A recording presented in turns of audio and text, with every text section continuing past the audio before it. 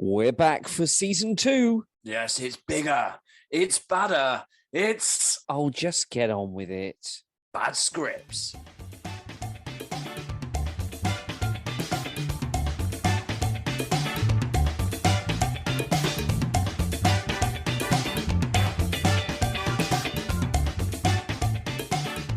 Hello and welcome to a Bad Scripts podcast. Steve Jones here again, one of your hosts, and joining me, as always, my co-host with the most.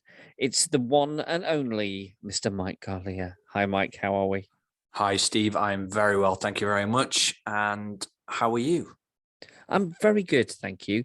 All ready for another collection of scenes from the Last Resort saga to really bring to life this first part of season 2. Been so lovely the feedback we've had so far about the episodes we've done. So I'm just really hoping everyone's going to enjoy what's coming up. It can't be any less pervy from some of that feedback we got, and you know, with the Wayne and Kelly situation. And I'm glad that people got the right intention on that one and found it absolutely disgusting and horrible, but in a funny way, because that was the intention behind it. Absolutely, I think we have to sort of laugh at the absurd and the gross sometimes. So and people do these things behind closed doors. So if you haven't seen it, we're not going to spoil episode 2. So go and check it out now if you haven't already. And keep it behind closed doors. Now, I do have a little confession to make, Steve, actually, and I hope it doesn't change our dynamics too much.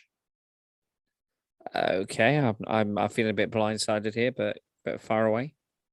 So normally our dynamic is you record in the sunny region of Nottingham, and I'm up in Scotland. For this episode, I'm in London.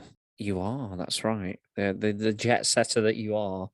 But I mean, there's another little secret there. You did actually record the last one in London as well, so it's not that much of a super surprise. But well, I was trying to sell our jet setting lifestyle there. But yes, you are right. I am frequently visiting London for work, I might add. But and right now I'm coming from the 19th floor of the hotel, overlooking the Shard and the Gherkin and all those wonderful sights, and close the curtains so I could concentrate solely on your wonderful and angelic face. Well, you're obviously getting a little bit of altitude sickness there if that's what you're seeing through the camera, but there we go. Anyway, Mike, let's move on to the Last Resort.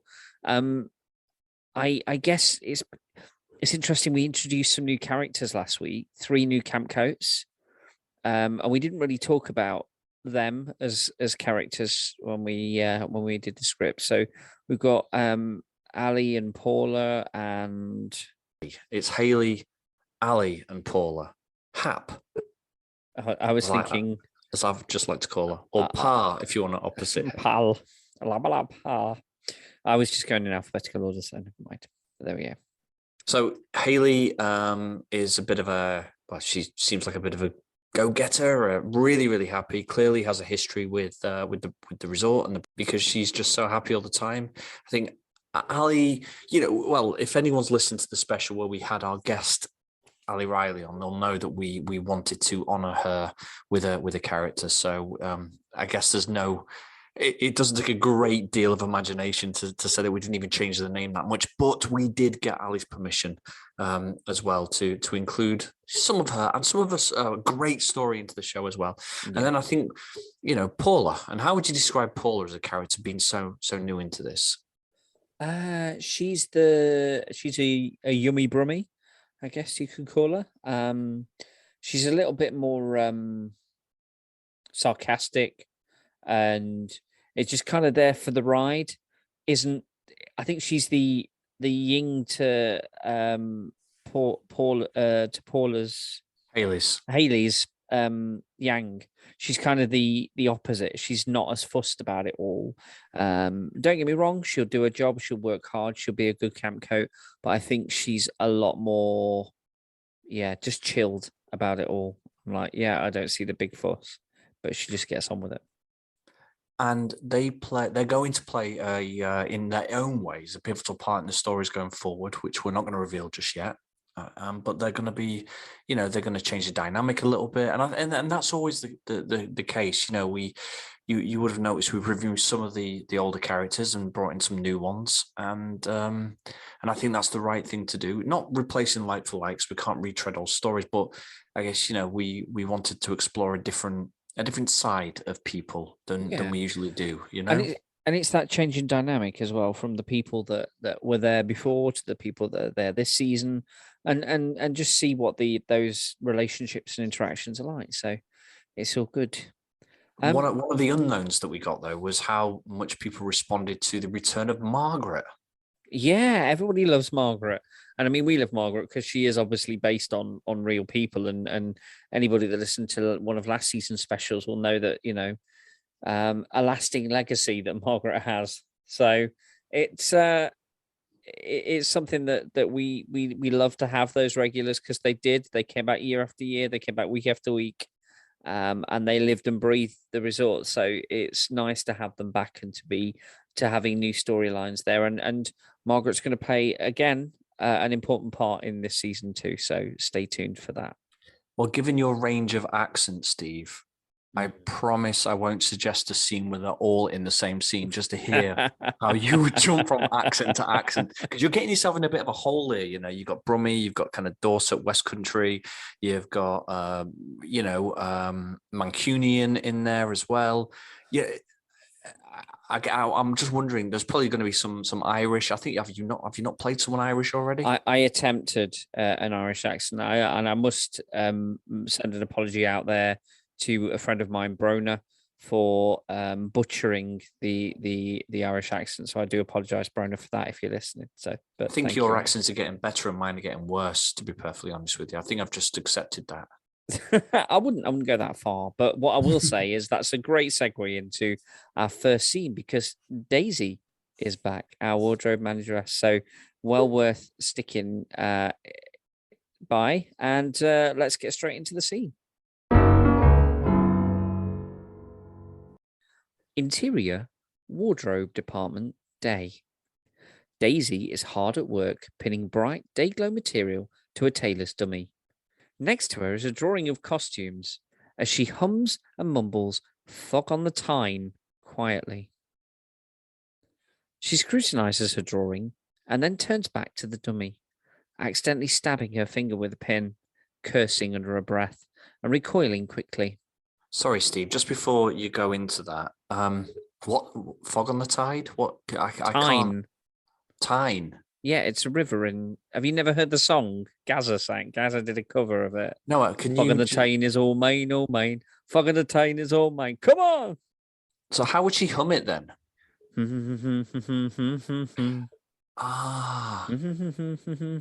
As she's doing it, she's mumbling. I'm gonna say,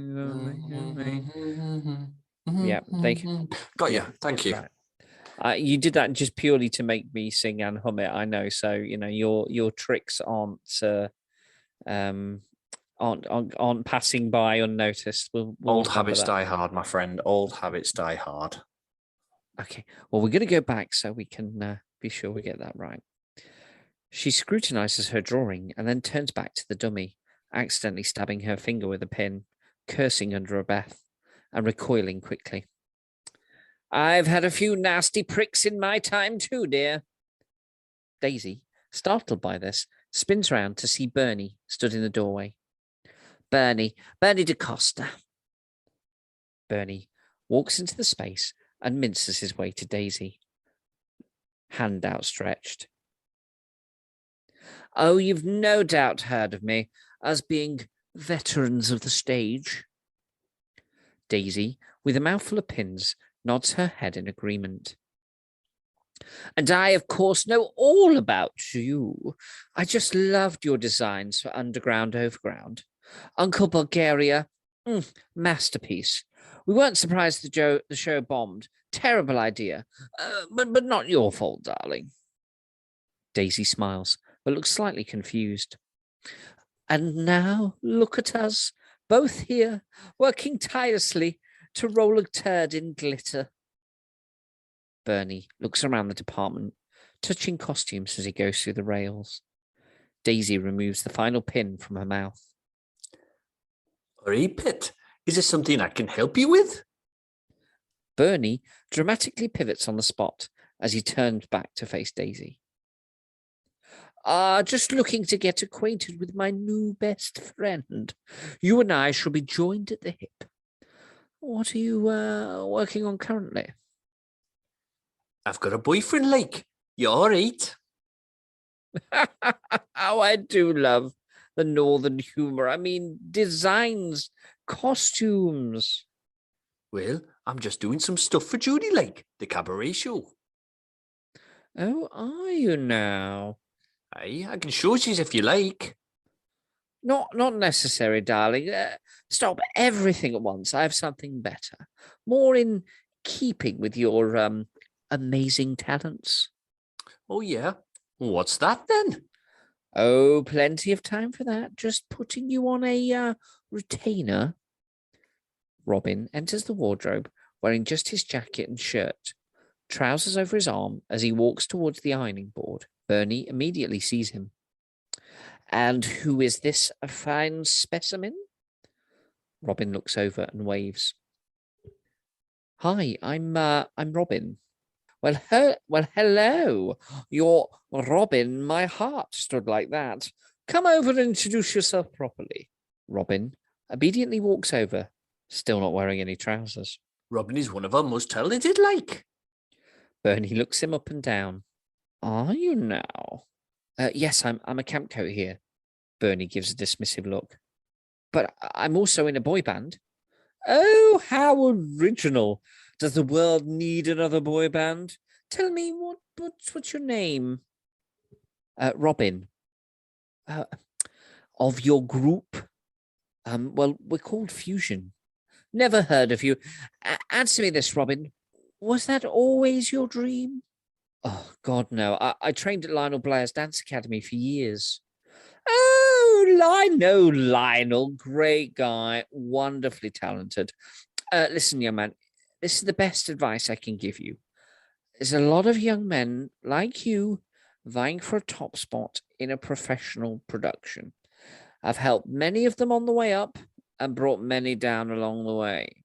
If your dream was to be this, congratulations. But if you want something more to reach the top, then you really have to be committed, ruthless, and dedicated. Drop the dead weight, stop wasting your time on childish endeavors, and focus. When you're serious, then you come and see me, and we'll see how good you truly are. Robin looks down, unable to respond. Bernie winks at Daisy. In the meantime, I expect to see you at the open audition next week. This is your shot, darling. Grab it by the balls. I will. Of course. Thank you, Mr. DaCosta. Call me Bernie, darling. Bernie throws his scarf across his neck and dramatically leaves the room. Wow. Hey, wow. Now aim your kigs and get to work. Yes, Daisy. Sorry. Interior green room day. Donna is sat in a chair, sipping a bottle of water, and dressed in the bottom half of Moo the Cow. The top and the udders are lying next to her on the sofa. She is fanning herself down and looking rather sweaty. There is an onslaught of activity around her as her newer campcoats enter, laughing loudly, followed by Adam and Dan. Dan immediately walks up to her and kisses Donna on the head. All right, love. Oh, don't. I'm really sweaty and horrible. He exuberantly nuzzles her on the neck, making a snorting noise which makes her laugh. I'll pack it in. The campcoats turn around to face the two. Oh, that's so lovely. Oh, you're so lucky, Donna. Huh? Look at Ailey, moving on a man already. No, I would never. I didn't mean it like that. Kelly walks into the room and pins the rotor on the board. I've made some changes. Any problems, directly to me. Before anyone can speak, Kelly walks out of the room. Everyone gathers around the rotor and vies for space to scrutinize their shift patterns. Hayley forces herself to the front and begins quickly writing down the information. We've been shafted. Well and truly. My day off is a Tuesday, and I'm on a Friday. Monday. How am I supposed to get from 10 Gallon Saloon to the main venue in 5 minutes? You just need to run. What, when we're performing in the main venue? It takes him an hour to do his hair. Cheeky fucker. The boy band show is a big deal. We've got to get that sorted, mate. Well, I'm not even there. I'm supposed to be at 5-a-side. It's got to be a mistake. I'll speak to Mark. I think you should go to Kelly. Why? Well, she did say go to her if you have a problem. Well, do you have a problem, Hayley? No, I love my rota. I'm just happy to be here. Please, Fia, keep your nose out. Hayley looks upset. Out of order, mate. Apologise. Sorry, mate. I'm just a bit annoyed. Hayley, apologies. I didn't mean to snap. Yes, he did. He did. He's a twat, Adam. Hayley smiles at Dan, nods at Adam, and leaves. Donna watches her with curiosity. Oh, this is like the worst rota I've ever seen. Yeah, it's pretty bad. Guys, you're not looking at it. Us three have got every crappy shift. Earlies and lates. Dan, we won't see each other. Every day, either you or me finishes at 1 a.m. and then on at 7 the next morning. We've even got fairground duties in the afternoon. Fairground duties? You weren't at the briefing yesterday. We need to man some of the rides to cover for lunch breaks. They reckon it's only temp until they recruit people. The new guys have got all the good shifts. She can't do that. She already has. Well, someone should have a word. Who? I'm not. Don't look at me. I'm not exactly her favourite person. She made that very clear. All right. I'll do it. Leave it with me. They both look at Dan. Good luck, mate. Probably best to just leave it, I think. Can you mention I have a doc's appointment? They all look round at him, surprised he's there. Who the fuck are you? Oh, sorry, it's Richie P. Arrived today. Meant to be doing footy coaching, but now a campy coat and stuff. What does the P stand for? P. You know, PEA, as in mushy, you know? All right. I'll call you Mushy then. Nah, don't be a dick. Richie P. or Marifat. Richie winks at Donna. There's silence. Promise you'll just leave it, Dan, all right? It's not worth it. All right. I won't say a word. Catch you later, Mushy Pete. Dan leaves. It's Richie. Not anymore, Mushy. Welcome to camp holidays. Okay, so woo, that was a strong couple of scenes in terms of accents and different people from around the United Kingdom. So apologies for everyone having to keep up with us there, but it's like a around the country trip, isn't it? It does feel like all these characters coming to a head, but I think we've seen. I think most of the characters have appeared in those two scenes. Yeah, that's a lot of the camp coats there, aren't they? And I think we kind of expected when Kelly decided she wanted to take on the Rotas that it wasn't going to pan out well for her, as she sees it, her nemesis. So going back to that last scene then, when she's with Wayne, premeditated? I don't know as it was premeditated because he came to her, but I think she spotted an opportunity very quickly, and her thought process is very fast. So she's gone, I know how I can make this work to my advantage, which I think is the way she does everything, you know? Yeah, I totally agree. I think it's really in keeping in character for her as well. But also, as we now know, it's Well, it could be a hard season for our trio of returnees, because, as Kelly's pointed out, it's they've got these terrible shifts, and it did happen without grudges. It genuinely did happen. I remember getting some god awful shifts. Where you'd finish really late at night. You'd then be on a breakfast show and have to be there at 6 a.m. and you're getting like 5 hours sleep, and then you're going to be on all day and talking to people. And at the time, you just didn't think about it, did you? You might have had a moan about the rota, but at the time, you just get on with it because it was just normal and a way of life. Yeah, absolutely. And I think it gives you a work ethic, though. It makes you understand that, you know what, you have to work hard. And people see the coat type entertainers and they think, oh, they just swan around, work a couple of hours a day. I don't think people always appreciate just how long a day it is, and that you're always got to have that face on, that you've always got to be that smiley, happy person. So it can be a challenge at times. So yeah, I think it's important that you get across that side of things as well. And to hate to destroy the dream, ladies and gentlemen, every one of those camp coats that, if you've ever been to one of these resorts, were probably out the night before, had 2 hours sleep, taking copious amounts of mints and mouthwash, and then are entertaining your children. Yeah, absolutely. The tough reality. So Bernie DeCosta then, making moves in the wardrobe department. Yeah, I think he's wanting to get Daisy on side, isn't he? Because if he's got to have costumes for his big production that he's got to come up with, then he needs someone of Daisy's ilk to be able to do that. So it's understandable that he would be trying to create an ally out of her. I've also got to say, mate, and I do hope this makes the cut. Writing Bernie has been easier than we thought it was going to be, because he's just landed on the page as this fully 3-dimensional character.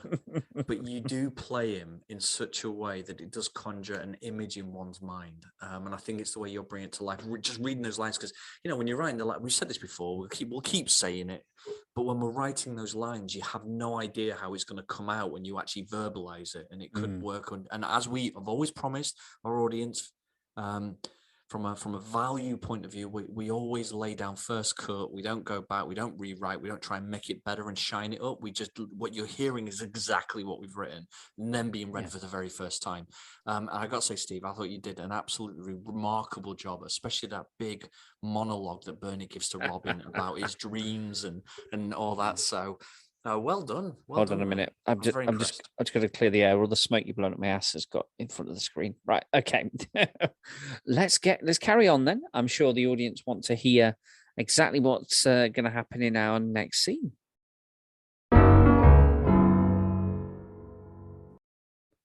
Interior, entertainment's office, night. Kelly is sat in Wayne's chair in what is a deserted office, scrutinizing a PC screen and clicking away on a mouse. Deep concentration on her face. There is the noise of a door opening and closing in the background, the sound of clapping and a crowd of voices, footsteps getting louder up the stairs as they approach the entertainment's office.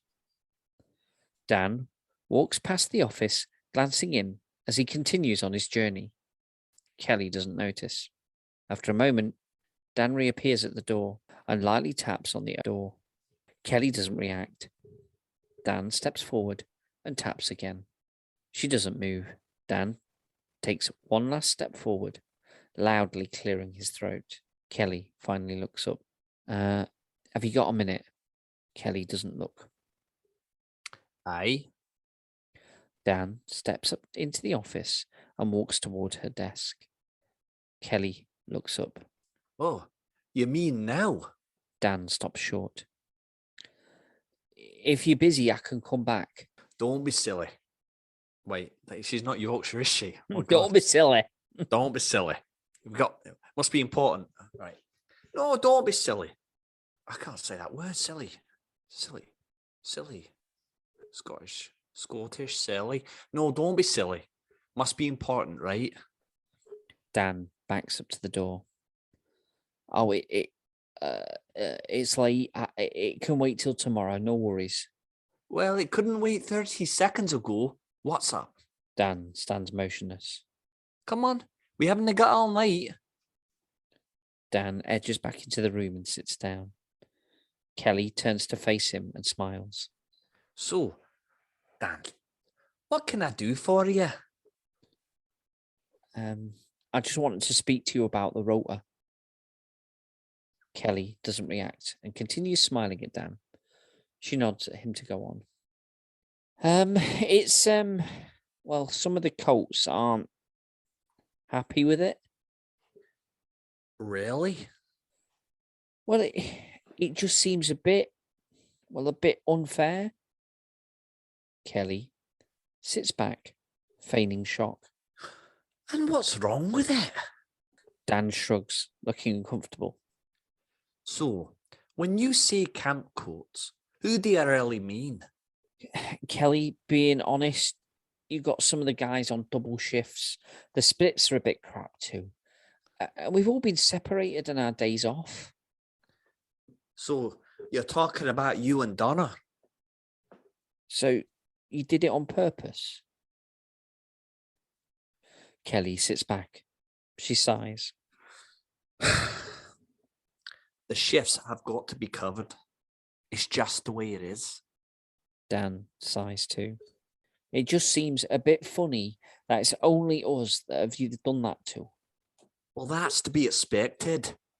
Dan stands up, openly getting frustrated. That's proper mental. You're shafting us because of last season. Kelly smiles. Not at all. Then why? Because you are the most experienced here. You have to show the rest of the camp coats the ropes. Most of them are brand new. Dan sits back down, processing this information. I didn't think of that. I know. It's hard to see beyond yourselves, isn't it? Dan glares at Kelly. I tell you what. Let me look at the rotor again and move some things around. Would that work for you? You'd do that? Aye. As a favour. For old time's sake. Kelly winks at Donna. Kelly winks at Dan. Well, that'd be grand. Kelly turns her attention back to the screen. Dan is still sat there. She's typing away before stopping. Anything else? Dan stands up. No, sound, thanks. Dan walks to the door before Kelly speaks again. Oh, and Dan? Dan stops and turns. Close the door on your way out. Dan, looking perplexed, leaves and closes the door. Ooh. So, Dan has solved the problem then. Seemingly so. It would appear that's the case. You know, and she does make a fair point, doesn't she, when she says that they're the most experienced. Well, exactly. And sometimes you sometimes have to wonder if you feel like a victim, you see victimization.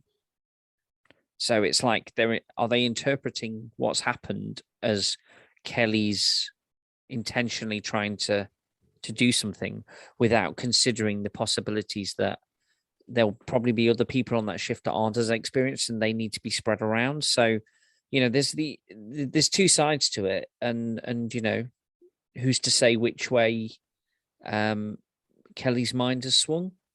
I think I have an idea, but you know, we may be surprised. So look,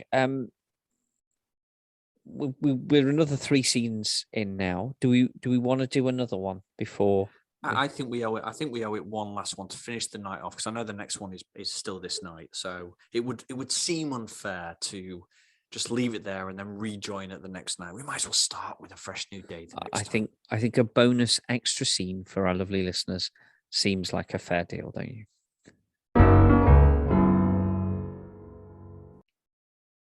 Interior, Ali's chalet, night. The door swings open and Ali walks in, closing the door behind her, as we see 20 past midnight on the digital clock. Ali follows to the single bed and sits down. The room is sparse with just a single wardrobe, bed, and door leading to the small bathroom. Well, this is depressing. Dance classes for 16 years and 3 at drama school to end up in a stinking chalet on £100 a week. Talking to myself. Ali reaches over to one of the few personal items in the room, a framed picture of some of her friends. She lies back down on the bed, staring at it. I'll give it a month. See what happens. Off screen, we can hear house music playing from the room above. Somewhere in the distance, the sound of a headboard banging, the rhythmic tune of 2 people having sex, and on top of that, the constant noise of chalet doors opening and slamming closed. Ali sighs and puts the picture back before curling up fully dressed on her bed. There is a sudden banging noise as someone rattles a door. The music abruptly stops, and we can hear the voices resonating down into her room. Bloody hell, Andy, it's nearly 12:30. It's me day off tomorrow, innit? Well, I'll put 4 for breakfast duty. That's shit. Pull in earlies then. All week. Can you just keep it down a bit? I can't afford another warning for sleeping in. Simple fix there. Don't go to sleep. I would, but I'm bloody knackered. Come on, I got some drinks in. Got some Thunderbirds. That'll get you going. Nah, I can't. Thanks anyway, mate. You're only young once, dog. Come on. Have a drink with me. I'll get the tunes going. There is a moment's silence. Who's in? Just me. Oh, for God's sake, just get on with it. This is painful. Oh, go on then. You got anybody? Oh, yeah. No funny business either. Don't worry, I'll pull out. We hear them both laughing as the echoes of the door slamming reaches Ali's chalet. Within a few seconds, the music starts again. Ali gets up and heads to the bathroom, re-emerging a few minutes later, dressed in her pajamas. We watch her clean her teeth, brush her hair, and back into the bathroom. A flush of the toilet, and she steps back into the main room. Did she just brush her teeth in her bedroom and then go back into the chalet? I think she walked into the bathroom. I think she walked into the bedroom brushing her teeth. Still brushing her teeth. That's all right then. I thought she'd just gone sort of mental and gone out there. Well, she was brushing her teeth in the Spitting toilet. on the floor. She spat into the toilet, gargled, and then fussed the chain. We've all been there. You don't want to clean the sink, can I? The music is now a Jamiroquai album. Ali nods in approval and turns out the main light before climbing into her bed. She lies in the dark as the sound of bed spring bang through the ceiling, accompanied by moans and groans. Ali covers her eyes. 2 weeks. Just 2 weeks. She places the pillow over her head. I think given the bleakness that everyone's having sex around her, including Dawn and Andy from upstairs. This is something that we never talked about in season 1, but because we used to live in caravans because we were the lardy-dars, we didn't experience the chalet life until sort of our second season, did we? When they moved us over, and you got that sense of everybody's on different shifts. Some people are working into the night, some people are up early in the morning, and everybody's really young and party orientated, or at least most people are. So there was always noise, there was always hubbub, and there was always something going on. And it kept security busy. That was for sure. So yeah, have you got any memories from back in the day of the chalet lines? I would say what we've captured in that scene was our memories. So when we were talking about putting that together, and partly inspired, from a certain diary excerpt that we heard, which brought back some memories. And I know we went back and wrote the scene in because I think we wanted to expand the story a little bit. But my everlasting memory, especially of being on the block, which almost sounds like you're in prison, it did feel like that sometimes. It was the constant noise of chalets opening and closing, but like slamming open and slamming shut, just constant banging, and because the walls were so thin and the ceilings were so thin, if anyone's having it off anywhere, it echoes through the entire block. Yeah. And that happened quite a lot. And then the constant music. Yeah. And like you said, because you'd be sleeping and then you'd hear people getting up at 3-4 in the morning for a morning shift to get ready or go to the, go and, onto breakfast duty or whatever.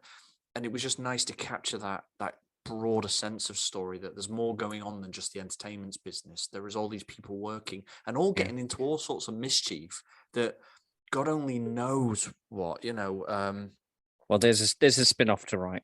there's a spin-off to write. So Andy and Dawn getting their fun away. But that was really, really normal. And I remember overhearing a conversation not that dissimilar to that, where the girl was having a go at the guy, swearing at him and saying, "I've got to get up in the morning."